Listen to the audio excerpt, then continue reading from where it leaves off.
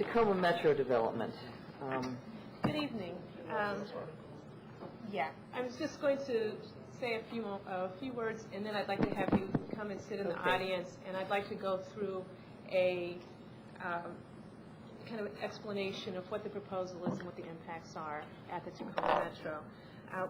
What the topic will be this evening is preparation for the compact hearing on October 11th, and the City Council's draft resolution and whatever other preparation we want to make for that hearing.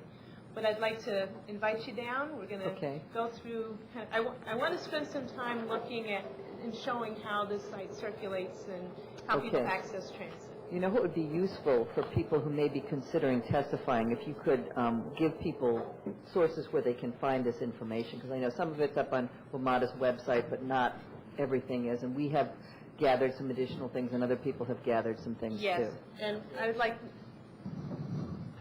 yes, the information is on the city's website, and I'll go through that in a few minutes.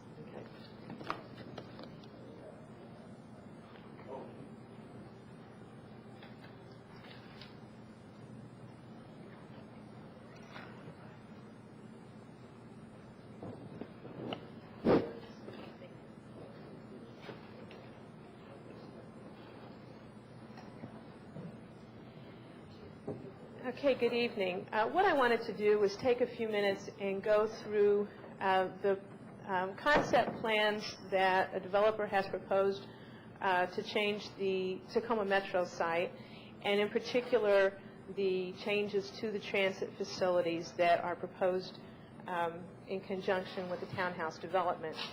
And I'm first going to show you this. This slide is simply a large-scale aerial photo. And this is the Takoma Metro. This is the main entrance. This is Carroll Street. This is where the elevator entrance is. This is Eastern Avenue along here. The entrance to the parking lot is here. The current bus bays are here, and the buses can either do a loop here and come back out to Carroll, or they can continue on to Eastern. This is the eastern side, and this is the western side. There's currently no western entrance into the Takoma Metro facilities, into the station. This is Blair Road over here. And up here is Piney Branch. So I want to give people a perspective kind of at a large scale. A slightly close-up view. Let's see.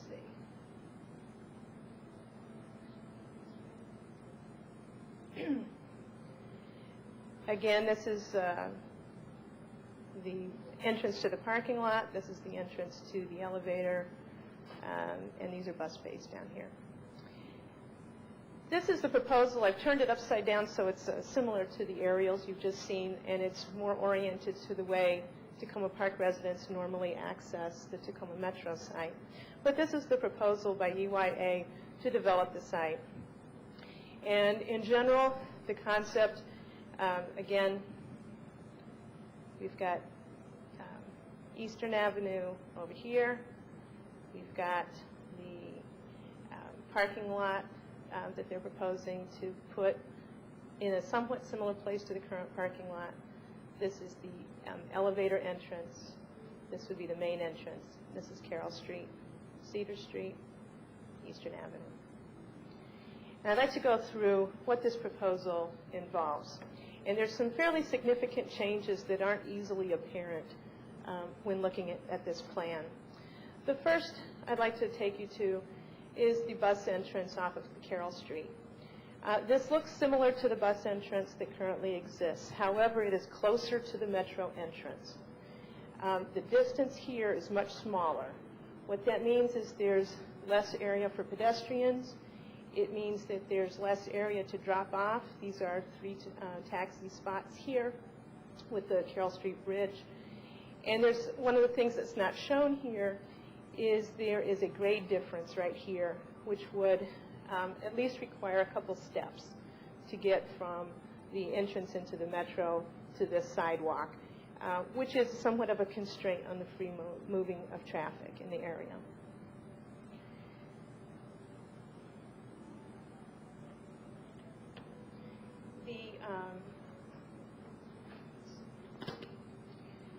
A proposal to put 4 kiss and ride spaces is on along Carroll Street on the street itself. These spaces will only be convenient for westbound traffic. The pedestrians who go to meet their spouse, supposedly, at the kiss and ride, will have to cross the bus entrance. If you need to go from this area to the elevator because you are handicapped or you have a stroller or a bike, it's about 440 feet to walk along and get over to the elevator. And you cross the bus space, yes. In this plan, there is room for 10 bus bays. Currently, we have 9 bus bays. The transportation studies call for at least 11 regular bus bays, recommending 12. And they've put in 2 layover spots in the lane along the median. These are not spaces that could ever be converted into regular bus bays because pedestrians could not access them. There is no space in this plan to add bus bays anywhere else on this site in the future. Also in this plan are some bike lockers. They've reduced the number of bike lockers from 60 to 40. No bike rack is shown. There's currently a well-used 38-space bike rack at the station. The placement of the bike racks, we think that that's what these little thingies are.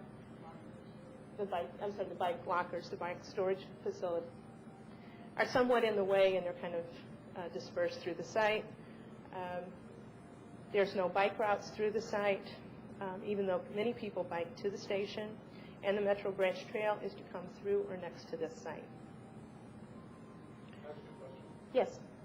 In the new plan, it shows a lot more square footage for bus bays than the original, but when I tried laying out the original, I couldn't figure out where, like the old footprint had more room, so. We're investigating that because it looks suspicious to us as well.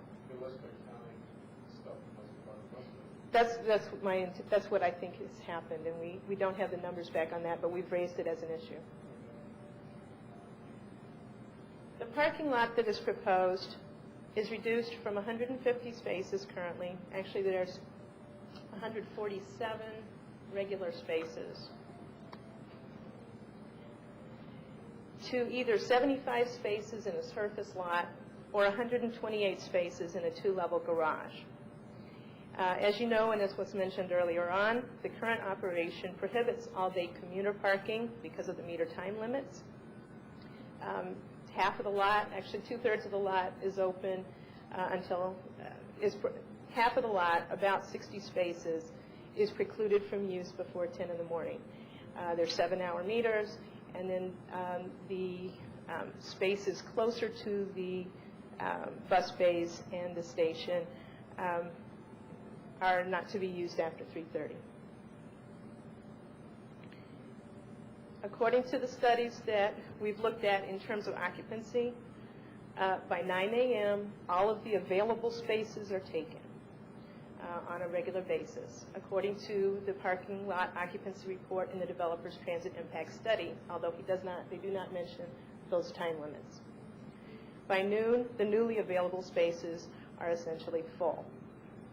Reduction of these short-term spaces mean that it will be harder to access Metro for going downtown to the things we do, meetings, I go to the dentist, to Nats games, events on the mall, going to the airport, etc.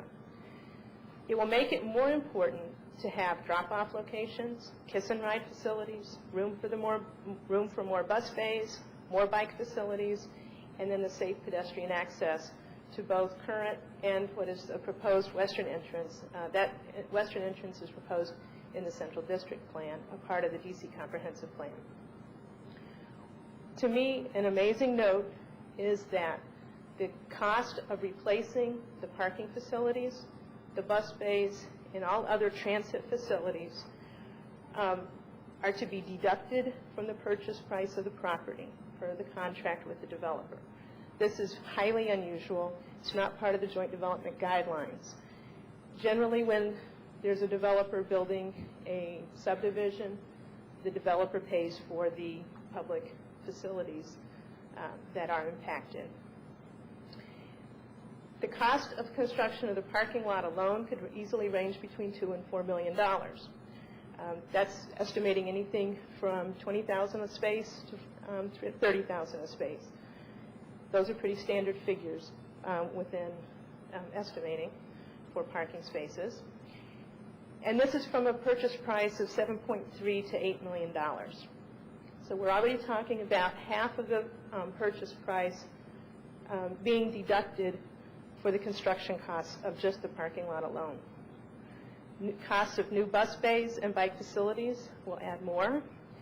And if it's clear that the proposed number of parking spaces is too few, if a new configuration is required to meet the need of handicapped patrons, which I'll address in a moment, if it's needed to put in 2 more bus bays, or if the western entrance is determined to be needed.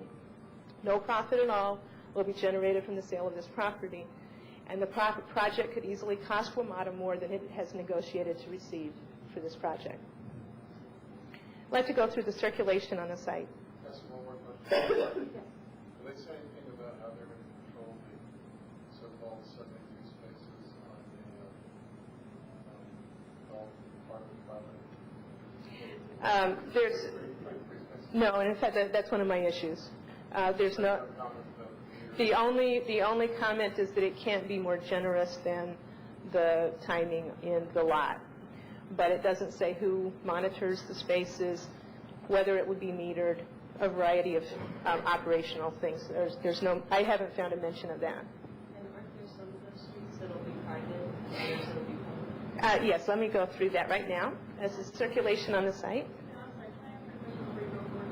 cost you were giving for reconstructing the parking facility, is that for constructing a service lot system there now, or is that for the garage? What I did was I took $20,000 per space for a 75-space surface parking lot, which would be approximately a little over $1.5 million, up to it's like $3.85 million for 128 spaces in a 2-level parking garage at $30,000 per square foot per space. I think, how the costs of electricity and a variety of things are open questions. One of the things that we are asking for, and I heard other people that have been asking for, is the detailed information on that. Those are my estimates based on the figures we typically use as estimates.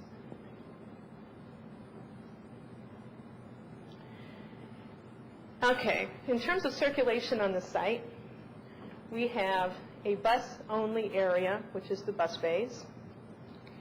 We have a traffic circle, which is to be shared by the buses and by private cars. We're researching it. I don't know of other situations. It's certainly not a recommendation. The developer is proposing 3 public roads. This would be a public road. It comes out right about opposite the 7-Eleven. There would be a public road down to Eastern Avenue here, and a public road from Eastern Avenue.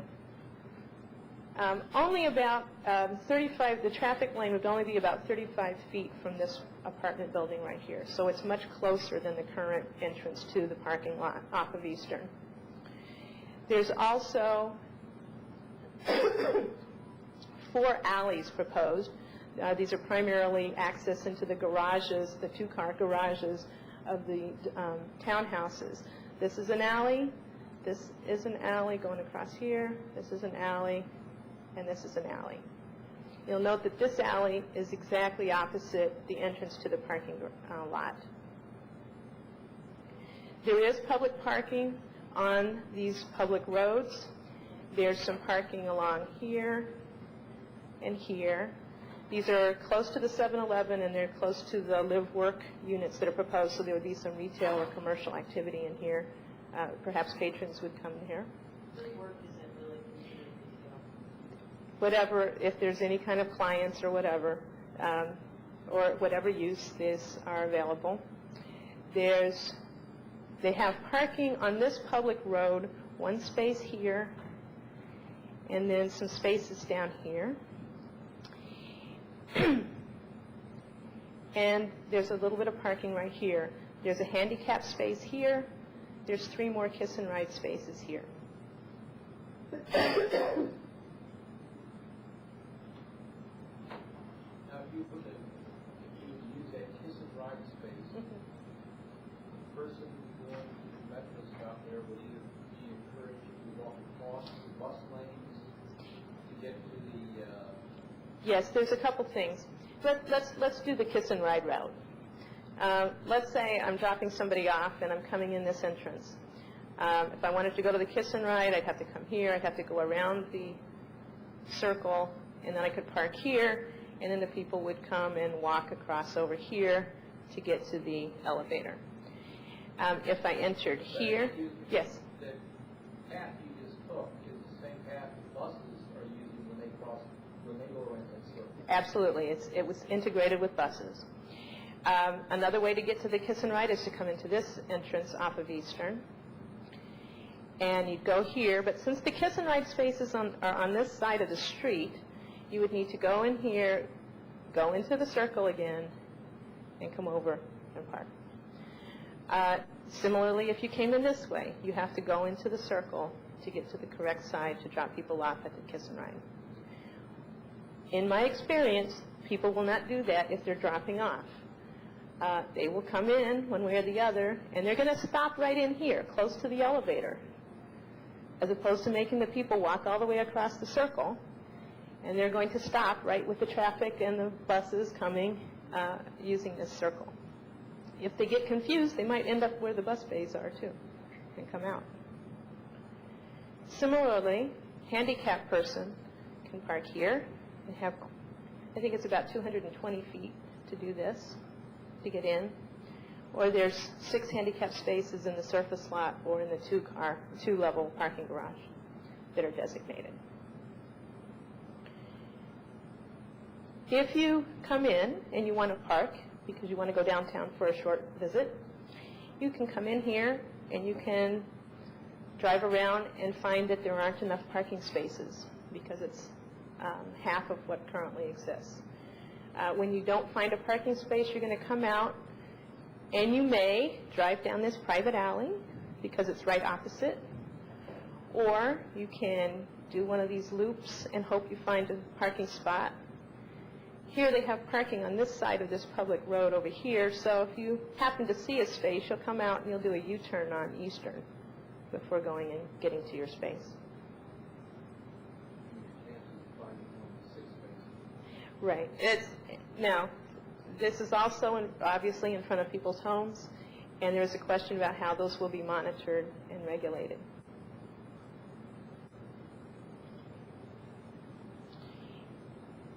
One of the things that I'm particularly concerned about is the dropping off of handicapped people. Currently, when you come to the site, you're able to drop off very close to the entrance to the elevator. This is farther away, and you're not supposed to drop off here because it's a very small area, again, shared with buses. And I can easily imagine someone getting out, stopping their car, getting out the wheelchair, having the person get in there, and then, with the line of 3 buses behind them, and then hurrying and trying to find a parking space to come back and assist the person into the metro.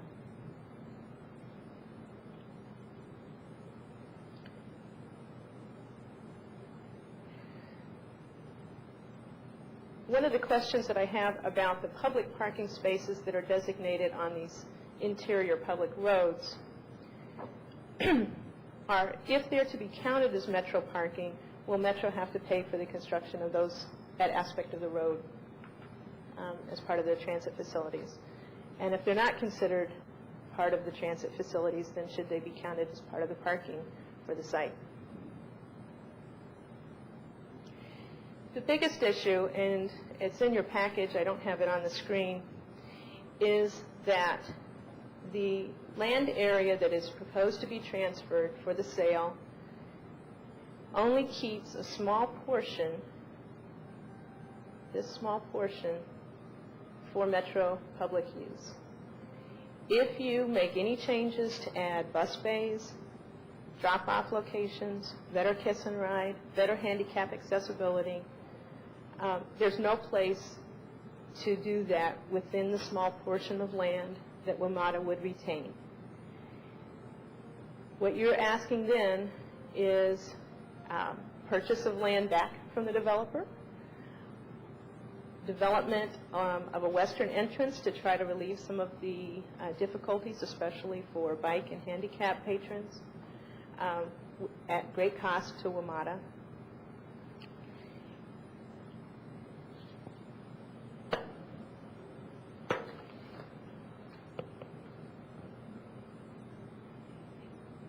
As I mentioned, the DC Comprehensive Plan talks about a western entrance, and it can be either or both, extending this tunnel over to Spring Place, or widening this main entrance so that persons coming from the west side have easier access into the station. It would seem to me to be a laudable goal to get that out of a development proposal, but that's not proposed here, and WMATA would have to pay for it in any event. The other thing that I want to do is to show a little bit about traffic congestion in the area. The Takoma Transportation Study predicts that the most likely development scenario by 2022 will result in level of service F at most intersections. And the developer's transportation impact study shows significant problems with traffic at key intersections. This one in particular, the Blair-Cedar 4th Street intersection, shows an afternoon delay of 19 minutes. And southbound Blair traffic, Blair Road traffic, shows an afternoon delay of 55 minutes. This doesn't really happen. In real life, people don't sit there more than once for an hour in traffic. They will try to find other routes. The traffic will be redistributed in some way. And it is really the appropriate role of a transportation planner hired by the developer to determine how that gets redistributed, how that impacts entrance points. Should certain roads be turned into bus roads? Should there be different kinds of turning prohibitions? There's a variety of possibilities, but none of that information is provided. It certainly would cause difficulties with bus service to this location. The buses would be caught in this traffic, as would a lot of angry people.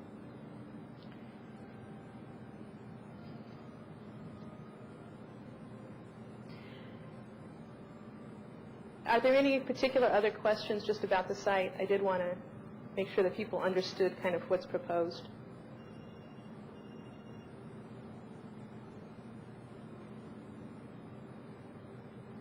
Okay, so we can go back up and go through the details.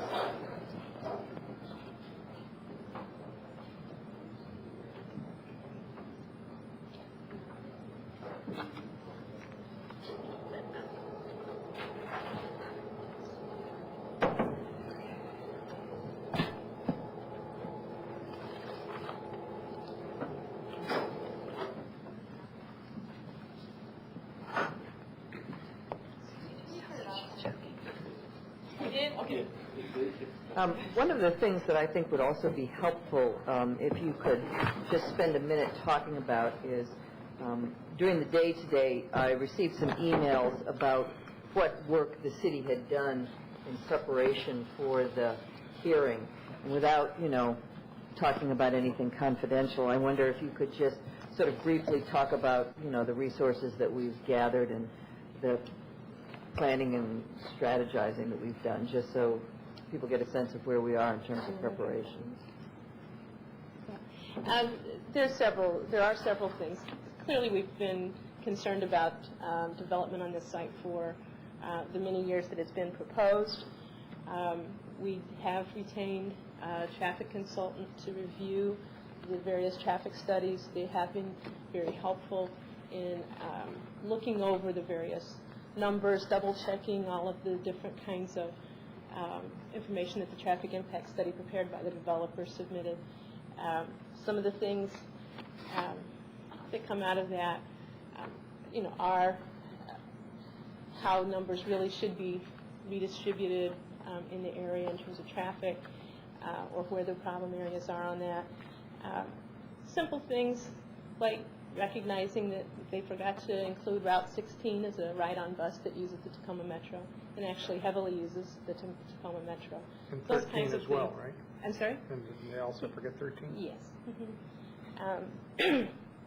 We have been reviewing the contract and the kind of legal issues related to this proposal. We have been identifying who these various stakeholders are and what are the appropriate ways of approaching those stakeholders. And obviously we've been advertising this public hearing that's coming on October 11th to encourage people to attend. There certainly has been information that we've put out electronically. There will be an article in the newsletter upcoming that will describe this information as well. And the newsletter is coming out before the compact hearing? Yes. I would just add a few things. Suzanne did a good job of summarizing. In addition, we've made formal document requests for information from WMATA's files, which we're going to be analyzing in great detail as part of our legal preparation. We're in the process of drafting a fairly extensive legal brief on issues that are, legal. We've hired someone for appraising the property so we can do a financial analysis of the proposal, because that's part of the FTA approval process, is to see that, in fact, the land is being sold for the highest and best use, fair market value. And so we want to have our own numbers rather than relying on WMATA's numbers. I would say we were just looking at every possible angle. We are cooperating with some of the other citizen groups that are working very hard. There's a lot of communication in that regard, sharing what we find out. And we look forward to the council's involvement in terms of helping to organize citizens for testifying, which I'm sure will be part of tonight's discussion. Yeah, it's just something I'd like you to look at. I've talked to Dave about this, but maybe more eyes on it, the better. And that's whether you could look at the other metro sites that are either not developed or have been developed and see how they designated the land around the metro station, what word they used to describe it. Because I understand there's some description in an agreement of what the land outside the station entrance was supposed to be across the bus bays. And I'm wondering how they look at, how they designated the land in other metro stations. So if they said this was parkland and used that in their own language, and if that's unique to all the other metro sites, and we know that was a process of negotiation, is that at all useful? If everything is, reserved for future development, and this one is, we've reached this agreement with the citizens group and it's parkland. It's really the opposite. Right now, the conceptual map says all of this is being conveyed except for this small piece that's being reserved for transit purposes. And they haven't even really, in any of the contract language, spelled out exactly what that proportion is, the quantity of the acreage that's being left just for transit purposes. But it seems, very compact, as Suzanne was saying, leaving us no room for future growth. Yeah, I'm wondering this more generically. I mean, at any other site where they've done development, when you walk outside the metro and they've done development on the land around the metro, how did they designate or describe that land? So we'll look into that. The other thing, which is where I thought you were going, was that you brought us some information when they dedicated or when they described the development of the Silver Spring Metro. They talked about the importance of dedicating future expansion for bus bays, the importance of sufficient parking, the importance of green space as part of the overall development. And, it seems like everything that they're not doing here, they talked about how important that was in Silver Spring. Yeah, I'll in fact, I found the PowerPoint, but I can't email it. But it's on it's 24 megabytes, so it's to take the email. Is it the one that's is it on the Metro? It's on these on the Metro website or it's on Park and Planning's website. It's the 419 PowerPoint presentation. Okay. But the important thing is, and they don't have some of the detail in there, but I can try to get this from some of the folks who've been involved in Silver Spring, but there's a significant increase in the size of what's designated as a park in Silver Spring. And the language in the meeting that I was at, they talked about the importance of the park and why they were not only increasing the size, but the actual physical attributes of the park are much nicer than they are and the way than it is currently in Silver Spring. They talked about increasing the bus bays, and I think they're doubling the bus bays. It's a huge increase in bus bays in Silver Spring. And they referenced that they would not reduce the bus bays to accommodate development, rather they would reduce the development in order to accommodate transportation, which is obviously the exact opposite of what they've done here. One of the things that I found interesting, I did include in your packet, and you had received it earlier as well, is a letter from Dan Tangerlini, the interim general manager, identifying the October 11th date for the public hearing. And his main paragraph states, "Let me assure you that we will take the necessary measures to improve the access that Takoma Station area residents currently enjoy. The WMATA standard for our joint development projects is to enhance all access facilities at a Metro Rail station, including parking lots, garages, walkways, and platform areas."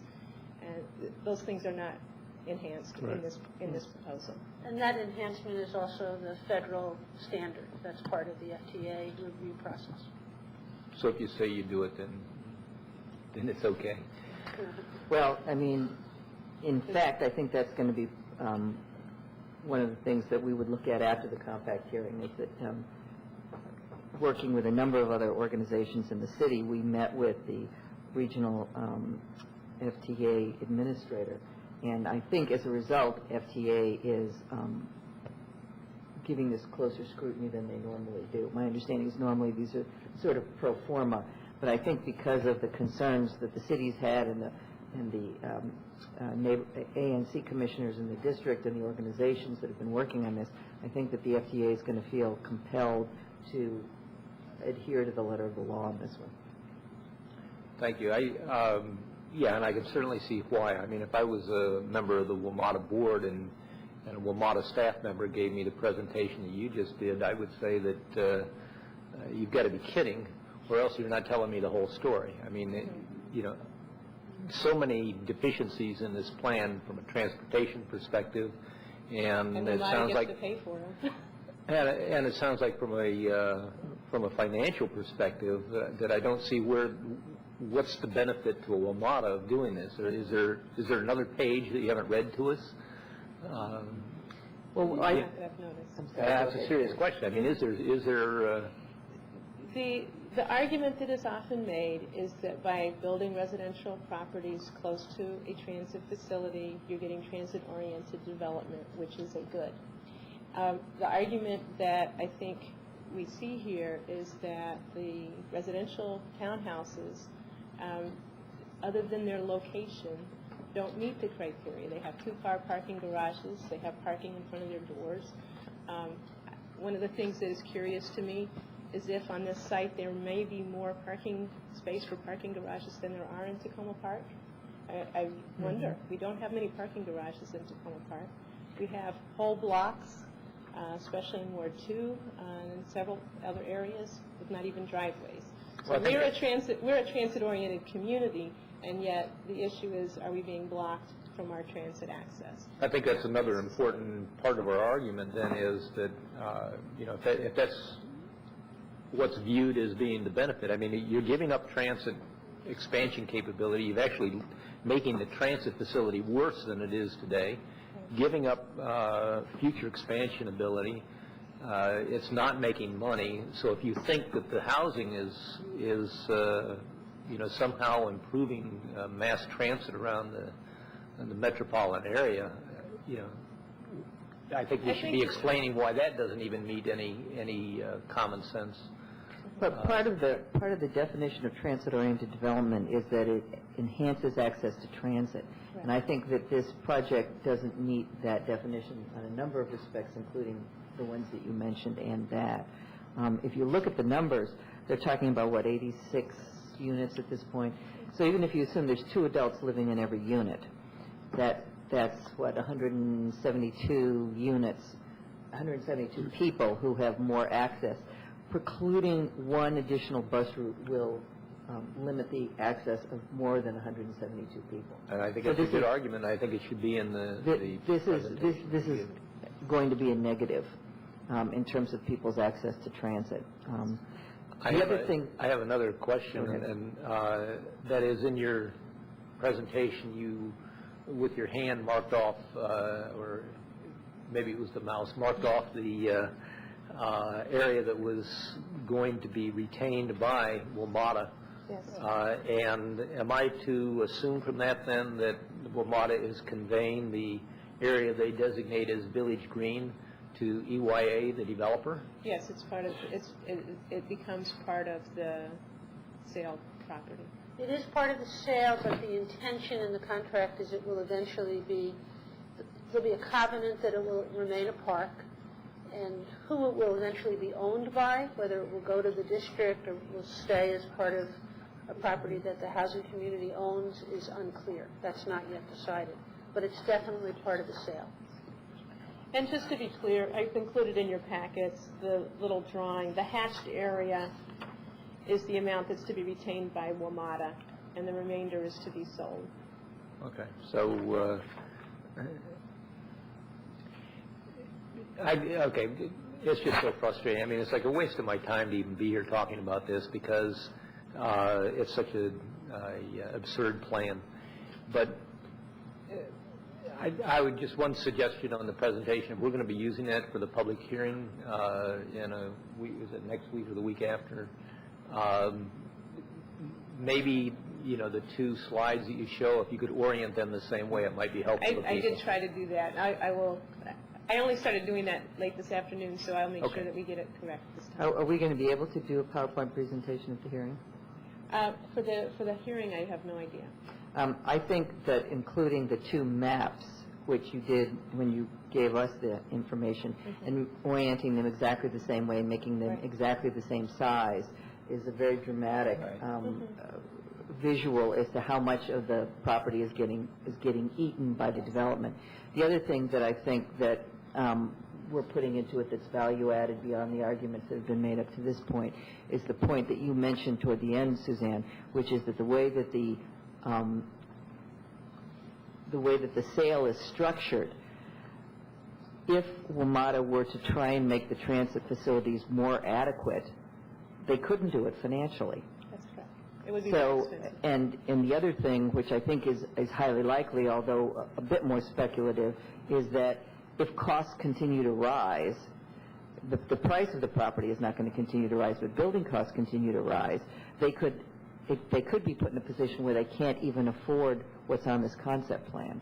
We've been told, actually, that there is going to be an amendment to the contract that will be signed prior to the hearing, which may change some of the, the give and take in the contract. I don't know if it'll change the purchase price, but we're told that there's going to be some amendment to the contract.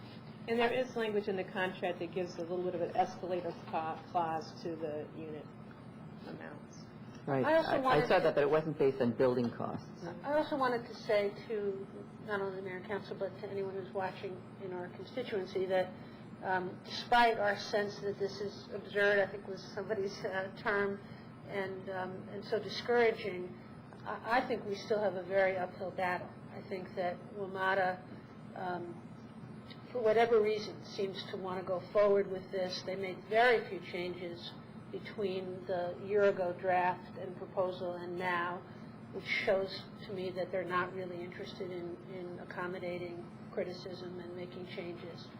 And I just think that it's, I don't want the people who are thinking about whether to come out not to come because it's such a done deal, that it's so absurd, why should we even, waste our time. The truth is that we have a very big hurdle to overcome to have this plan not accepted. Right, and I said that the plan as presented tonight looks absurd. That's what makes me wonder, what is the hidden agenda? What am I missing? What is it that we don't know?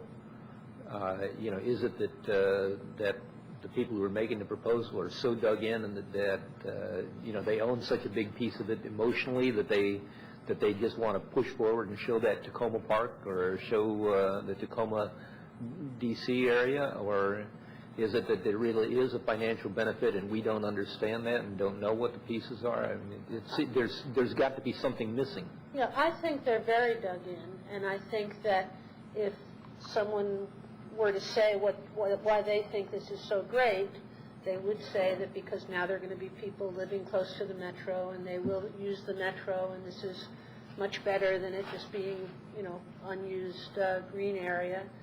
And they'll say, oh, there's going to be this great improvement because there's one more bus bay and there's more area for the buses to turn around.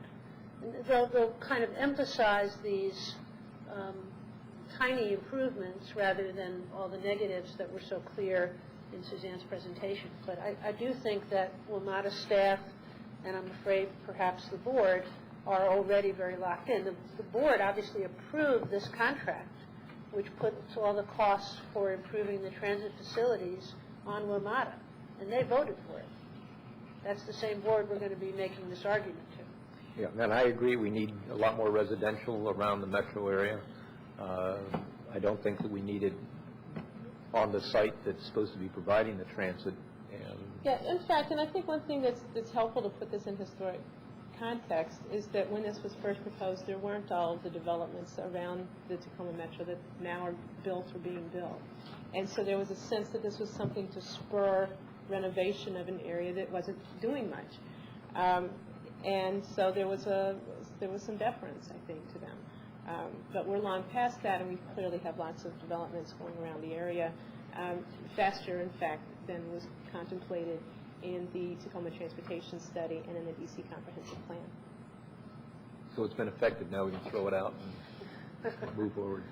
I don't know that you would say it's been effective since it wasn't in existence at the time. I'm not even sure I'd give it that much. Go ahead.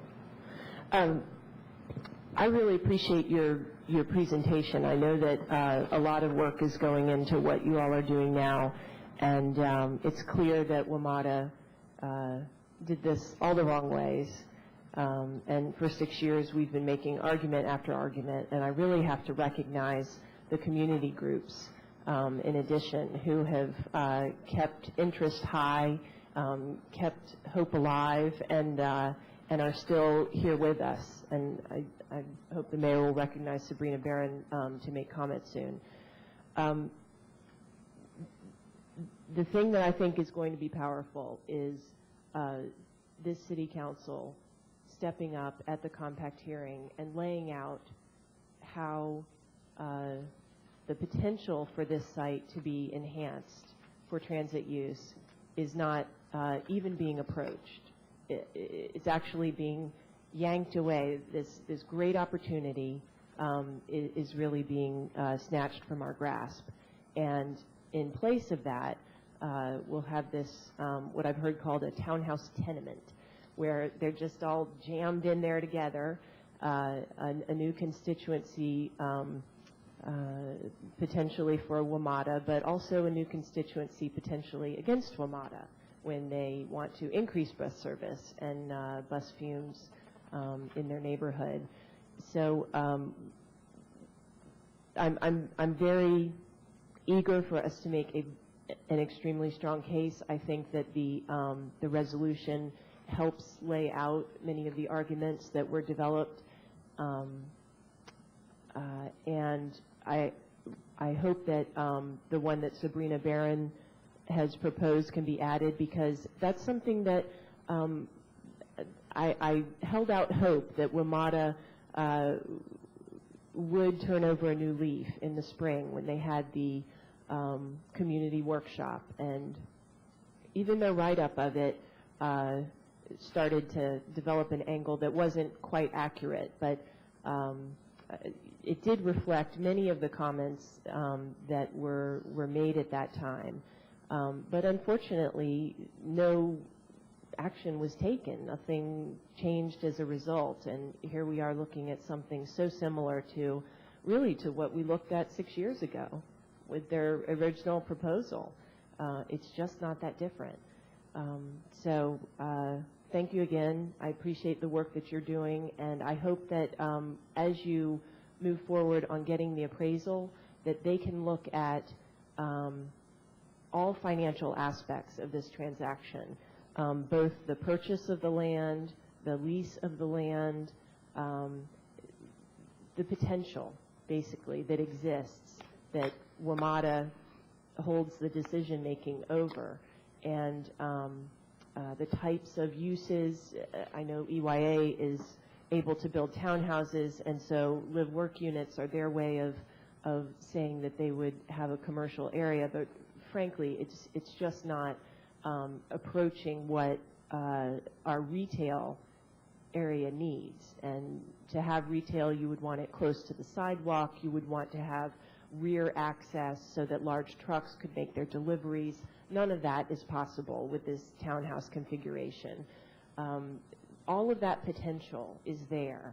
And if our appraisal lays out the various options that could be considered, the financial impacts of each of those options, I believe that we would help frame this issue as it moves forward to the public, to the board, to the FTA, that this is not a good financial arrangement for WMATA, and they can do better, and they should do better.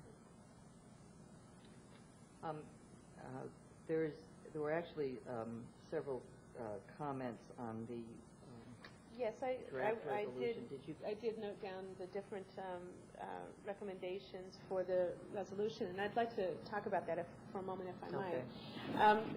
In today's package, and it will post on a better link tomorrow on our city website, is a draft resolution. And this resolution does focus on the transit impacts and the financial issues, which are the keys to a compact hearing. And those, it's very encouraged that people read this resolution and comment on it, be prepared, either send in comments, come to the City Council meeting on October 3rd to speak to them verbally. In whichever manner, we'll give as many options as we can to get those comments in, to get this information together, and we want it widely distributed. The resolution is, it's 4 pages long, but one of the things that it mentions, and I think it's important to mention, is that this is a proposal. The compact hearing is on an amendment of the mass transit plan for the region, and it's not on the development plan in that per se, but on the impact of the transit facilities and the financial health of our transit system. And so those are the kinds of things that this particularly addresses. Many people have other interesting ideas for the site or whatever. That's fine. It's not necessarily what the WMATA board is going to be focusing on, but I encourage everybody to get their comments in, especially to the WMATA board. And I only referenced it earlier, but if I might, can I go over the date and time of the hearing? Sure. And what that Good entails? This is a public hearing before the WMATA board, and it's going to be held on October 11th from 6 to 10 p.m. at Trinity Episcopal Church on Piney Branch Road in Washington, D.C., very close to Takoma Park. There's information, there's links on our website and information on our website about how to sign up to testify. And you do need to register in advance to get on their list. They say that if there's extra time and others show up, there may be an opportunity to speak. My guess is that many people will be planning to speak. So I would encourage people to register. So that information is on the city's website, which is www.tacomaparkmd.gov. And I'd like people to go to that, look at the Tacoma Metro link, There's a lot of background information, past city council resolutions on this topic, links to the WMATA webpage, which has a lot of background information as well and a lot of detailed information as well about the kind of history of this project. The one thing it doesn't have very much about is the proposed plan. There's 4 pictures for this proposed plan, and there's no text, no real detail about the kind of information that we're most interested in. Nevertheless, that information is available. It is necessary that you have a pretty strong computer to be able to access, to be able to get to that. If people need to look at paper copies, they're welcome to give me a call and I'll help them out on that, because it can take a lot of time to download this for some people. Just as a reminder for people who don't have internet capability, the Takoma Park newsletter, our next newsletter will have a lengthy article on this subject and a box explaining where people should come to testify. Okay. And we also will be encouraging people to come here on October 3rd to speak. And the items that were referred to earlier as possible discussion about whether PowerPoint stuff, I'm assuming that what we need to do is provide printed copies of that with our testimony. That was being just talked about earlier about the yes, same size it's thing. my suggestion that whoever talks orally should also submit written testimony, because that will create the written record from which we can then make what arguments we want to make. My understanding is that I'm planning to testify. No, Joy said she's planning to testify. There may be other council members who are also planning to testify. I understood that all of us were going to testify. I hope that's still the case, because I have submitted registrations for all good. council members, as well as for legal counsel and for our transportation consultant.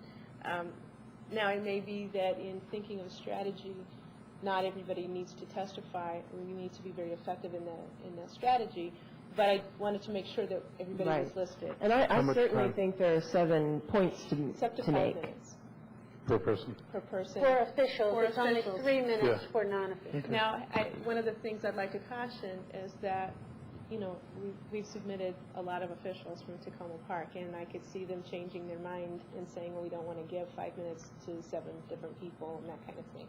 I'm just cautioning that we have the good written documentation, that we have effective presentation, and it be targeted. One of the things that I think is particularly helpful in any event is showing how the constituents of each of your wards would be affected by this, because everybody, we have, I think it's 17 or 18 ride-on and Takoma and Metro bus routes through Takoma Park, 10 of which go to the Takoma Metro. We have a very high percentage of our households that only have 1 car or no cars, 61%. We are a transit-oriented community that uses the Takoma Metro, and the folks from Doug's ward are going to have a new transit center that will probably attract more people to getting on Route 16 and coming down. Each of the different wards, we've got people who have buildings close to the Metro, but with elderly or disabled persons who rely on some kind of vehicle to get them or to the Metro, even though there might be only 4 or 6 blocks away.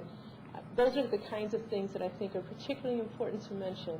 That, you know, these are my constituents, and these are people who would be affected by this. There's many other points to be made, and that can be decided, but that's one of the things that I think has a very strong impact. You know, how do real constituents get affected by these changes in their daily lives? Yeah, I think I was also a little bit concerned about having the Takoma Park City Council talk for 35 minutes. I think we will lose our audience if we do that. But I think having the effect of the whole council being there, and maybe we can each, you know, take a shorter point and not each talk for a whole 5 minutes. Maybe talk for a minute and get through what we need to get through, and not sort of getting to the point where everybody else is left by the time we're finished. Mayor Porter, I know it might be out of order, but could we recognize Sabrina? I told Sabrina we would recognize her, but I do want to make sure that the council has a chance to sort of. I'm sure we'll have plenty of time to talk, but it seems like there's something relevant to what we've already gone over that she'd like to add to. Yeah, thanks. No. Yeah. Flip the switch. Okay, that's thank you very much for giving me the opportunity just to say a couple of things. Sabrina Barron, I'm the You president. want of to move the Historic microphone up a little bit? Does it stay up? There you go. I'm Sabrina Barron. I'm the president of Historic Tacoma, and my organization has been involved in this issue from the outset. And I just wanted to offer a couple of points, absolutely, to follow up with Councilmember Williams.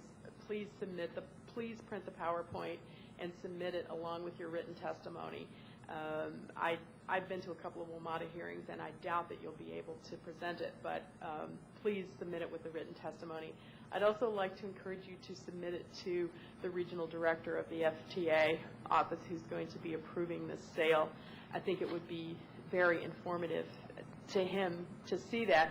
One of the things that we have learned in the process of this is that a lot of the sort of common sense points of putting together a project that Councilmember Siemens was talking about seem to have gone out with the bathwater.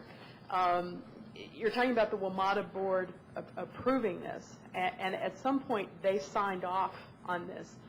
But in discussions with members of the WMATA board, they have not read this contract. They don't know what's in it. They don't know what the provisions are. They leave it all up to a committee and staffers to do it. And some of them have been very interested to hear actually what the terms are in this contract. And it's the same thing for the FTA. There's a huge list of requirements that this project is supposed to meet for the FTA, but it turns out they only concentrate on 2 or 3 of those. So I think the presentation is very good. It has lots of very clear and very useful information, and I think that would really be of value for the FTA administrator to see it as well.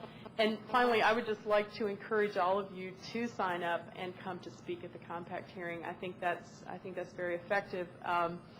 Brian Glenn, the regional FTA administrator, did acknowledge that the city of Takoma Park is an effective party and has a seat at the table in this issue. And I think it would be very helpful, very supportive for the citizens of Takoma Park for you on the council to turn out and testify at the compact hearing on the 11th. Thank you. And I think we all have said that we plan to be there if possible. As I know that the 2 of you are going to be working also on the testimony, and I think as we develop the testimony, and it'll go back and forth between you and council members for comments, and at that point we can sort of decide how we're going to break it up and sort of focus on each point. But I really think that you've done a good job with the resolution, and I think that there should be sort of a lead-in part that just sort of covers the main points, you know, just the quick and dirty, to sort of cover everything before you go into depth on each point. Because one of the things that, I mean, I've been working on this for a number of years, but one of the things that you get when you read the resolution is just how powerful the argument in its total is. Because it's not each individual point, but it's just the whole thing together just speaks so strongly to this being poor planning and contrary to the goal of increasing access to transit, which is supposed to be what this was all about. One of the, perhaps some moving around of the whereases makes some sense to address that. I think one of the kind of summary pieces is really actually in the middle, and that is, whereas the constrained land area available for bus use, the reduction in short-term parking, the congestion of a shared bus-car traffic circle, the reduced access to the elevator for handicapped and other patrons, the reduced facilities for bicycles, and the reduced access for kiss and ride patrons are fundamentally inconsistent with the recommendations of the Tacoma Central District Plan that redevelopment planning must recognize that the primary function of the metro station site is to provide transit services. Secondary functions accommodating the needs of the local business community or potential new development must be designed in a manner to support current and future transit needs at the station. And note the term future. Yes. And so that's, that really is an important point. That would be a good one. And we don't have to follow exactly this order in our testimony. Oh, absolutely not. No, there would certainly be a different approach in terms of the testimony. I do want to mention that that DC is in the process of updating its comprehensive plan, and it's very near to the point where it would be adopted. The draft, the mayor's draft comprehensive plan supports the recommendations of the Tacoma Central District Plan and has very good language related to transportation services in general in the transportation element. In fact, I printed out, for example, under transportation, just in their generic transportation element, it mentions that the critical transportation issues facing the District of Columbia are addressed in this element. These include expanding the city's transit system, enhancing the city's corridors for all modes of transportation, increasing bicycle and pedestrian connections, routes, and facilities, improving the efficiency of the existing transportation system. All of those are things that really have not been addressed in this plan, and I think show an interest from the District of Columbia's point of view to make those kinds of improvements in the future. So let's talk a little bit about outreach.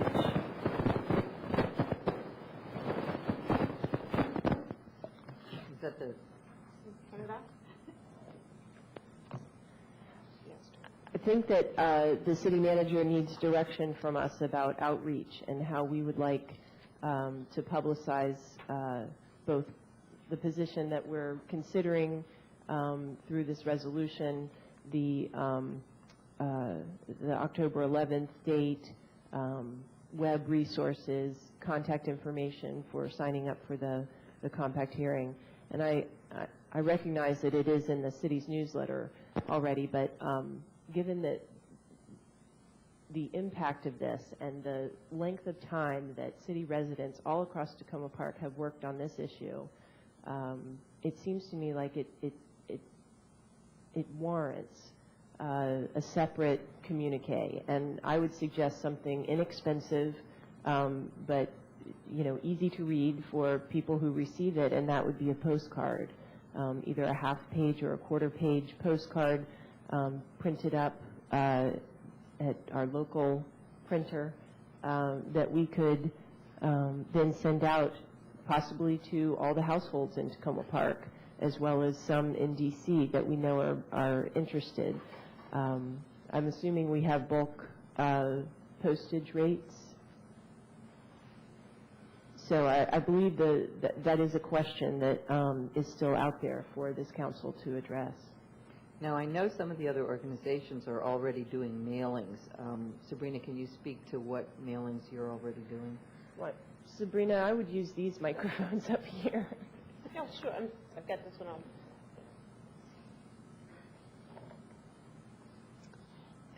That's right. Friends of Tacoma Transit had done a mailing last fall when the compact hearing was ostensibly coming up at that time, and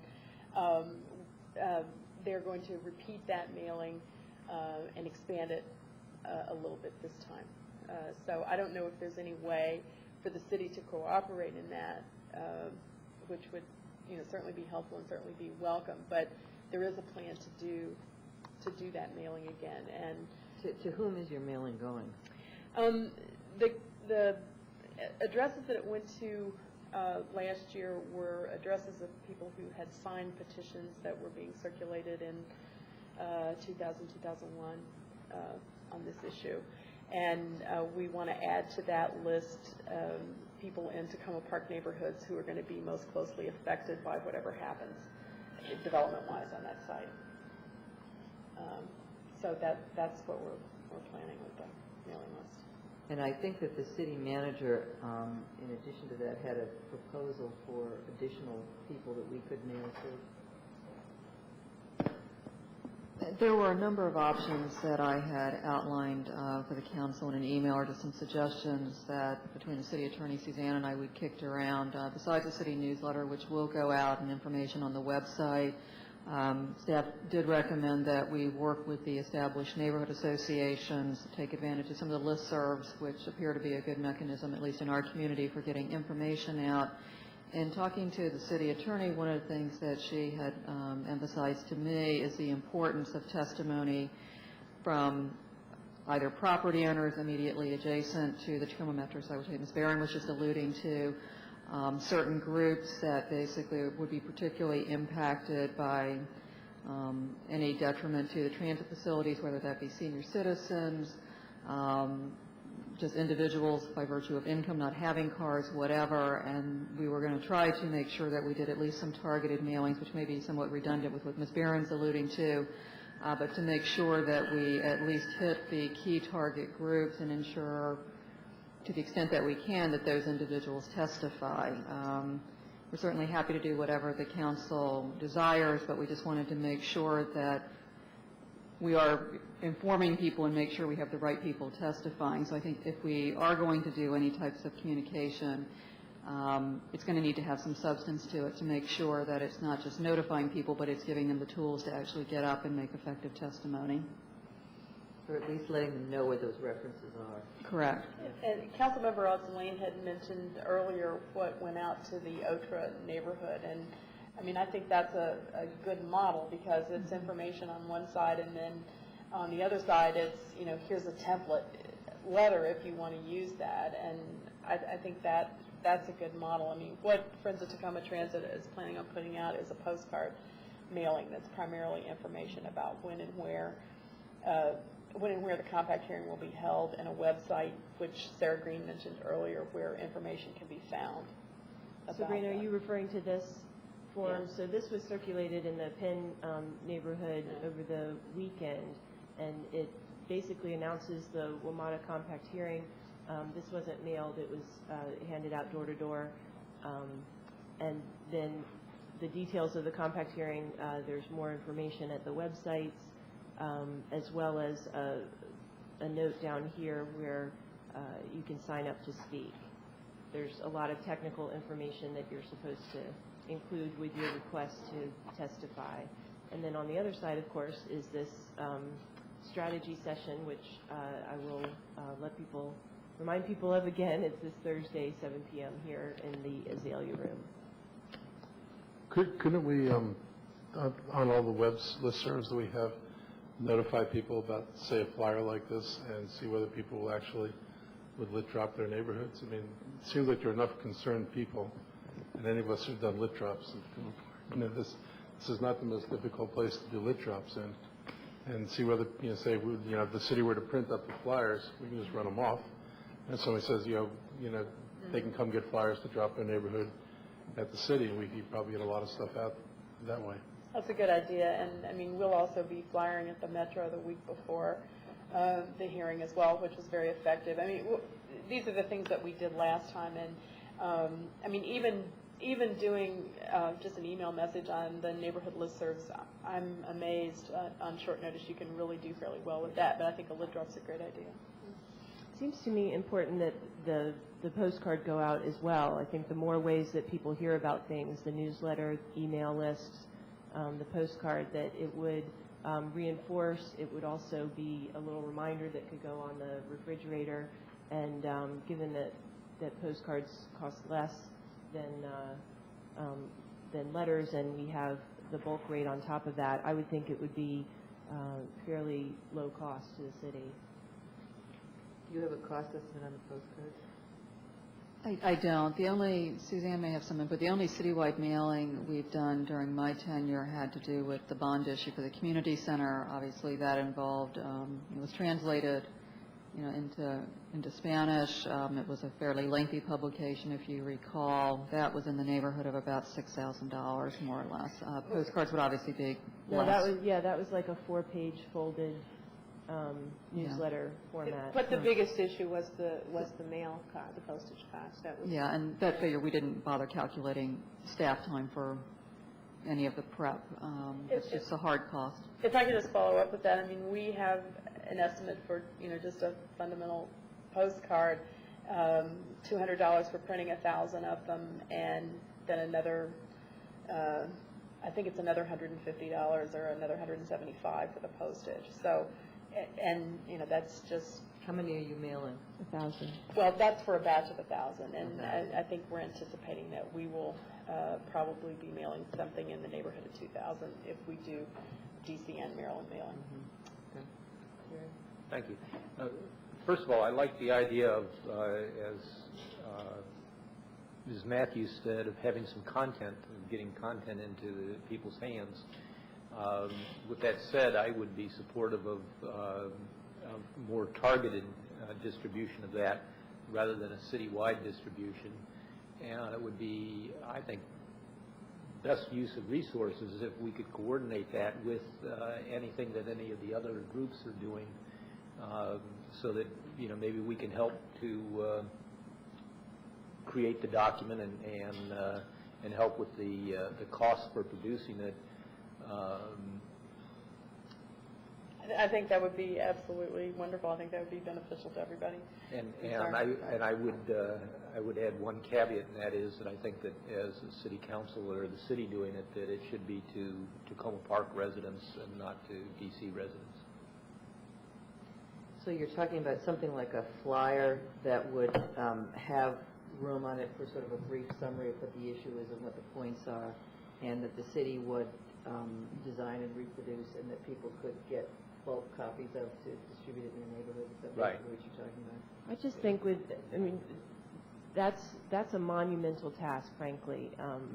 The distribution could be so easy if it was mailed, whereas if you have to not only prepare it, get it ready, but then also distribute it to these volunteer channels. We just went through an election, and I don't know if any of you were involved in distributing door to door, but it's not fast, it's not easy, there's not many people that will do it, and some people will say they're going to do it and not follow through. We have 2 weeks. My suggestion... 2 weeks is not enough time to really get all of that done, and if we do expect it to get to the households in Takoma Park, it's incumbent on us to mail it. My suggestion was to coordinate with the groups that are doing this, and if that includes, actually paying postage for the mailings to the targeted audience, then I think this council should approve that. I'm just really hesitant to do it citywide, and I'm hesitant to doing it to DC residents. Could I just ask one question? Is it still possible to get a separate insert into the city newsletter, a separate sheet insert, or? I'd have to check, Sabrina. I'm kind of doubtful because the deadline was roughly a week ago. My guess would be it's in production. We could certainly check that. And as far as the staff time involved, I would like to think that that the groups would be able to actually do the design of the flyer, and it would be basically the city's providing the printing and mailing costs and some of the material that would go into it. And based on the figures that Sabrina gave a minute ago, I did it quick and dirty, and for 8,000 households, it sounds like it's about $3,200. Well within the city manager's purview. I have to say that I agree with Terry. I think there needs to be more substance to it than simply saying there's a public hearing coming up. Particularly, those of us who have been involved in this for years and years and years, we know how significant, and how important this is. But people who haven't been might need more information than that. Rather than saying there's a hearing coming up, here's the website, I'm not sure for a lot of people, even people who might be affected by it, that that's going to be sufficient. I do think that there is an advantage to giving people a bit more information, even if it's just to sort of boil down the resolution and some references, website references, and say this is where you can go for some additional information. I would like to suggest that having done a number of flyers, that it's often helpful to put in there what is the impact to you, the recipient. What is this going to mean to you if you don't come to the meeting? It's going to mean impact in the transportation. It's going to limit future expansion capabilities. Let people know why it's important for them to go to the meeting. If I could just say, you're absolutely right. It's a challenge, and I generally agree that information is power, and there should be as much information disseminated as possible to as many people as possible. That said, we came to the decision to send a postcard simply for financial reasons. And reasons of convenience. It's a lot easier to do, and then to refer people to the website. I think if the city wanted to do something more substantive, you have a little bit more fiscal power. than we do. We're volunteers who are paying for this out of our own pockets, which don't run very deep these days. So, if the city wanted to go in that direction, I think that would be great. And if you have the bulk mailing capability, to not be crippled by the postage, I think that that would be a great route for the city to take. And we'd be happy to coordinate. I mean, we've put together a couple of flyers, and certainly be happy to coordinate in that process and do whatever we can. And I think we've seen in the last few weeks that you can get a lot of information on a postcard too. I'm a little more optimistic maybe than some others, and maybe it's because I haven't been fighting this battle for 6 years, or I could be just naive. But I think we have a couple of things going for us in terms of a conclusion that will be in the best interests of the transit users. And one is, I think the staff work has just been outstanding, and the technical advice that we have received has also been good, extremely good and useful. And I think that we'll help people look with fresh eyes at the current situation in a way that perhaps they haven't over the past 5 or 6 years. I think we're bringing some new facts to life, and we're certainly illuminating existing facts in a new way. Certainly we pointed out some discrepancies in the staff work from WMATA that I think will be of interest, even to the most jaded individuals who may be involved in the decision making. And then finally, I think we're setting the record, establishing the record for improving that site in the future. And that also is a very important contribution. And then lastly, I think that, I can't imagine how difficult it is to run a complicated mass transit system in an area like Washington, D.C. And these folks have a huge responsibility. And certainly, they've had some challenges in the past with the acquisition of subway cars, with the difficulties they had in the paid parking lots, with sorting out the problems with the handicap shuttle service that they have. And they don't need, at this point, another fiasco on their hands. They really do not. This must go well for them. And I think that we should understand that their desire is to have this be successful. And so I think that they're going to listen very carefully to what everybody has to say. All the more reason to put our package together as best we can and to get every citizen in the town to come down and participate in these hearings. And I think if we do that, the chances of a positive outcome for the future of mass transit in this area will be enlarged quite a bit. So I want to thank you for all of your great work. Really quite persuading. I just want to check on one thing that I think I remember correctly, and if I do, I think it would be helpful to incorporate into the resolution. When various entities are asked for their idea of their future transit needs, like for additional bus routes or things like that, isn't a lot of that constrained by what there's funding for? Yes, one of the issues that's been particularly difficult with this project is that the various operators of bus services, such as Ride-On and I believe Metro, really, they know that there may be demand for additional lines, but if it's not somewhere in their future capital budget, they can't say that it will happen. A body has to, at some point, put that in their long-term capital improvement in their CIP. That's right. So they can't say that there should be 13 bus bays here, right. because I think what we need to do is to point out that just because there isn't currently funding in a capital program, it doesn't mean that a year from now, 10 years from now, 20 years from now, that won't be there, and that there will be funding if there's space to put that additional bus bay to hold that route or whatever it is. So that talking about future transit needs in that constrained way that they have to now doesn't speak to the broader issue longer term. That's very important, and we'll come up with some language for that. It does raise the point that we haven't talked about this evening, and that is that it's not just Metro and Ride-On that are potential users for this facility. Already Walter Reed runs a shuttle out of there. The Montgomery College has been doing wonderful expansion, has a large number of its students from D.C. because they get the equal tuition. And it's very likely that there's going to want to expand their transit access from the Takoma station. Currently, they do have a bus that runs close by, doesn't stop at the station. There's whole new concepts when Walter Reed gets redeveloped in some format, when the transit center and the new transit center that they're proposing at White Oak gets done.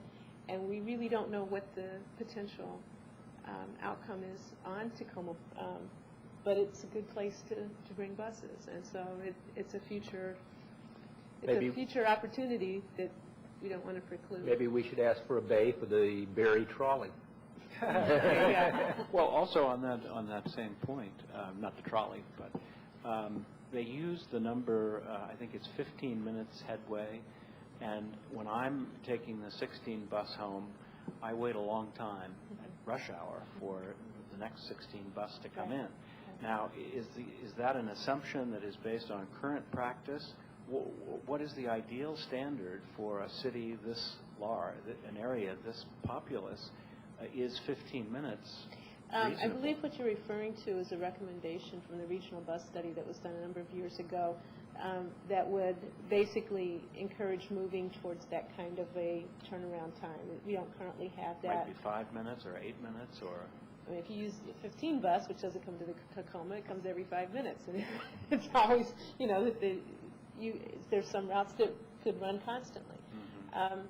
The Maple Avenue shuttle runs pretty frequently and is a very important resource. So depending on the different routes, there could be different headways.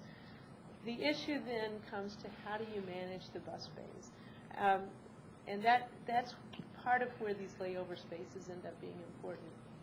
If especially when there's traffic, you can't always predict exactly when the bus is going to arrive. It may come a little bit early, it might be a little bit late. You have to share the bus bays with the various routes. And Ride-On at the Takoma Metro heavily uses their bus bays that are allocated for them for the various routes. At some point, you need more space. You need layover space because you've decreased the number of minutes between the various buses on the various routes, and you need more flexibility in terms of space for the times when there's crowding. We haven't even talked about the absurdity of calling the median a layover space. But I mean, can I get back to the issue of the outreach? My understanding is it's going to go in the newsletter on the website. Are we going to contact the neighborhood associations, or council members going to take on that responsibility? Okay. What I think staff was prepared to do was to basically prepare some information that you all could, since we don't have access necessarily to all the listservs, is just send something out to you all, and then you can certainly edit it as you feel appropriate, but ask for your assistance in getting that out on all the listservs in your particular wards. And then to the affected groups, and you talked about people who had testified before, we're going to definitely mail to the people who testified, to the people we have names for? No? Yes. For the last... I think what I had talked to the city clerk about earlier this evening was, I think the last time this issue was before the city council was in the fall of 2005, just about a year ago. And I talked to Jesse earlier today about, what format that information was in terms of doing a mailing to those individuals. Now, Sabrina, it sounded like that might be somewhat redundant with the list that you're already using. Well, as I say, what we were planning to do is target, particularly affected neighborhoods. And right. I'm working on getting some mailing lists that go kind of street by street. in those areas was where we were going. But other things that had been discussed were individuals who participated in the March 4th workshop, for example, and I think you have a list of those names. And yes, we don't have all the addresses, but part of this is just kind of some workload of identifying addresses and getting mailing labels prepared. And so depending on the source, some sources are easier to do that than others. I was just going to add in terms of the testimony issue of who would be a good person to articulate a particular issue because they live it, like the handicapped person or the person who lives in the apartment building right next door where there's not going to be any buffer anymore. You know, those kinds of people. We can certainly look at those who testified last fall, fall of 2005, but also if any of you as council members know people who are in that category, that's more than a letter or a mailing. I think that's a phone call. Or personal conversations, very important. Anybody who does seem to fit that category and is interested, you can certainly give them my phone number, that I'm happy to sort of work with them about their testimony to get it ready. Okay. And then we talked about the flyers, and where did we come out in terms of the distribution of the flyers? Are we going to photocopy them and let them? I think there seemed to be some interest from several council members. I know Councilmember Austin Lane had expressed some concern or questioned whether or not, it is a very time-consuming effort. I guess I'd really defer to you all whether or not you think that's, in practical terms, an effective mechanism for getting the word out or not. Well, how does it happen for the newsletter every month? Basically, they're delivered to every household. Newsletters are mailed. They're mailed. Right. So how does that happen? Is that, I know the printing is done outside the city government, right? Yes, the printing and the distribution. The distribution for the newsletters is somewhat different because it's done by everybody within the zip code, and then a separate mailing list for additional people who are not in 20912. Is there any reason we can't do that? I don't know. I mean, 8,000. What did you say, Bruce? 8,000. It's more like 12,000 because it goes. 20912 goes outside the city limits quite a bit. So it's a. Well, I'm confused. Like it seems like we're trying to target and trying to mass distribute all at once. Couldn't we just go the easiest route, which is to mail it to everybody that we send a monthly newsletter to? We could certainly do that. I think typically we've tried to take advantage of the newsletter as a means of getting information out to all city residents, and the timing worked out very well since it's just getting ready to go out. The other issue that we need to, the other issue that is important is that if we do a bulk mailing or something in that category, we're not, it doesn't necessarily get it there that quickly, and we have to look at the timing of that and make sure that the people actually receive it in time. Yeah, and in fact, that's the part. But that is the reason. Distributing flyers. What about having? Yeah, I just want to mention though that when we did the mailing on the bond thing, we did it first class for the reason that we wanted to make sure that it would actually be distributed and received in a timely manner. How about the idea of flyers and getting them to the neighborhoods and see if we can get them distributed? I mean, it certainly is easy for us to do, mass copying and have that information. Yeah, that's no problem at all. That's very quick. Okay, it sounds like that might be more feasible, and that might be complementary with what you're talking about, Sabrina, because you're mailing, and if we were able to get, in some of the neighborhoods, it sounds like they're already doing their own. And maybe we can just make it available to the people who aren't already doing something of their own. It would be, although who are you going to, it just occurred to me, who are you going to appeal to organize those volunteers? Because all due respect, I can't take that on. No, we're not asking you to. So I don't know who's going to do that at the neighborhood level. Are you going to appeal to the resident, the citizens associations, or who are you going to appeal to do that? Maybe a way to sort of resolve this is to have council members contact the neighborhood associations that you deal with and see what would be the best way to get them out. Some neighborhood associations have newsletters of their own. They might be able to include something with. And a lot of them have wait. Let me just make sure I understand. We're talking about $3,200, right? Postcard to 8,000 households. My suggestion originally was that we did targeted Targeted means you have to come up with a mailing list. and do it What am I via missing? mail. So how I'm would you trying to get target? I'm trying to get a mailing list that's already been put together by someone else, and just to use that list is what my plan was for targeted mailing. Sabrina, may I ask you a question? Has your mailing gone out yet? No, it hasn't.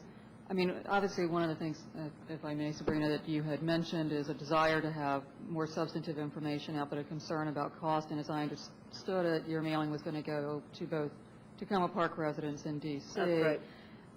Recognizing, at least Councilmember Siemens expressed concern about doing mailings to D.C. residents. I guess with the council's concurrence, what I'd like to suggest is, since we were targeting some of the same groups who are most impacted, if you give me the latitude to work with Sabrina, focusing on the Takoma Park side of the border, if you will, and we can work something out in partnership to try to get the information out in a cost-effective manner. I mean, that was one targeted group. Certainly that's not the only one, and I think staff would still be looking for input and assistance from each council member, as the city attorney alluded to, in terms of identifying individuals who fall into certain groups that we can all work with to craft testimony and facilitate their appearing at the compact hearing. You've restated my suggestion in a much more succinct way. Thank you. Yeah, I think that might be the optimal plan, is to try to do a little bit of both, and target certain areas, certain groups for mailing, and then maybe also do a number of more informative flyers or whatever on the information that would go to neighborhood associations who might be able to get them out. How many people does Trinity Church hold? I'm sorry? How many people do you think Trinity Church holds? Let's see, what did they have? They had 12 tables of about 10 people. There was about There are not going to be any 200 some. tables at the compact There hearing. won't be any tables at the compact. There was hearing. like 200, there's probably like 240 people at that At the big one? overall. Yeah. I mean, but I think it will be really packed. I'm sure it will be really It won't packed. have tables. They'll No, have it'll be- people it'll be- lined up. it'll be regular I would chairs. guess 200 to 300 people could squeeze in there. Yeah, I was just trying to use that as a rule of thumb to estimate how many people total might be able to get But in there. But we need to invite everyone, right? Yeah. We need to be inclusive. And Right. then if they choose to come or submit testimony, we have done our duty, which is to get the word out. Yes, I agree with the city manager's idea of working cooperatively with Friends of Tacoma Transit that are already working on getting something out, so that we don't duplicate efforts, but that we target where we can be most effective, and with the proviso that we will cover the Tacoma Park folks, and that maybe we can get more information out that way. Yeah. And I think that sounds like a good way of sort of coming up to it. I do too. One of the things. And that same information be available to us so that we can broadcast it to our... Yes, absolutely. I was assuming that was going to happen. And one of the things that I would like to encourage, I mean, In addition to the I don't know newsletter. how my presentation was this evening, but if it comes across well in reviewing in the archives via Granicus, having a link to that item so that people can watch it and say, Yeah. oh my gosh, I really won't be able to drop him off at the Metro like I do every morning. Yeah, Is a that's a useful very good thing idea. to realize that just kind of how really profound difference, it's profoundly different this proposal is to the way we're used to using the Tacoma Metro. So one of the things that is really helpful to have is that link to the Yeah, website. I and to agree. I our think that is very helpful too. presentations. And between now and next week, people have additions, suggestions, whatever, to the resolution. They could get them to you or to one of us, and we will forward them on to you, Suzanne. Suzanne, I have a couple I'll send you. Great. And so then we will have our final discussion and a vote on the resolution next Tuesday, not next Monday. We're not having a council meeting on Monday because it's Yom Kippur. But on Tuesday, October 3rd, we will have a discussion of this resolution, and the council will vote on the resolution. And so between now and next Tuesday would be the appropriate time for people to take a look at the resolution, send Suzanne or one of us comments, suggestions, ideas. Okay? All right. Anything else? All right. We're adjourned. Thank you Thank very you much. all. Thank you, Sabrina, and thank you to staff for the excellent job you did on this.